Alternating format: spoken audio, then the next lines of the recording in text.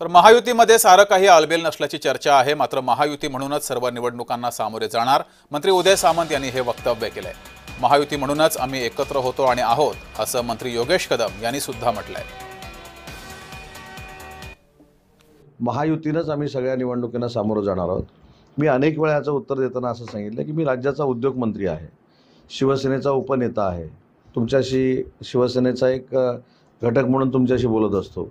पण तुमच्याशी बोलताना मी जर सांगितलं की मी इकडे युती करणार आहे आणि मी इकडे युती करणार नाही, मला हा अधिकार आहे का?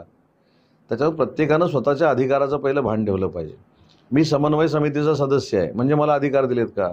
त्याच्यामुळे काही लोकांनी भानावर येऊन आपलं पद, आपलं मंत्रीपद, आपलं पद हे शिंदे साहेबांच्या उंचीचं आहे का की देवेंद्रजींच्या उंचीचं आहे की अजितदादांच्या उंचीचं आहे, हे स्वतःचं आत्मपरीक्षण आणि आत्मचिंतन केलं पाहिजे। आणि हे सगळे अधिकार जे आहेत हे 3 नेत्यांना दिलेले आहेत, आम्हाला कोणाला नाहीत। पक्षांतर्गत बैठकीमध्ये कोण काय बोलतंय, कोणी तिथे काय विषय मांडले, त्याच्याशी माझा काहीच संबंध नाही।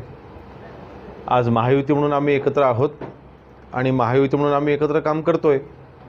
त्याच्यामध्ये माजी आमदार सूर्यकांत दळवी यांचं जे काही म्हणणं असतं त्यांनी त्यांच्या पक्षाकडे मांडलं असेल, पण त्यांच्या पक्षांतर्गत गोष्टींच्या बाबतीमध्ये काही बोलणं हे मला उचित वाटत नाही।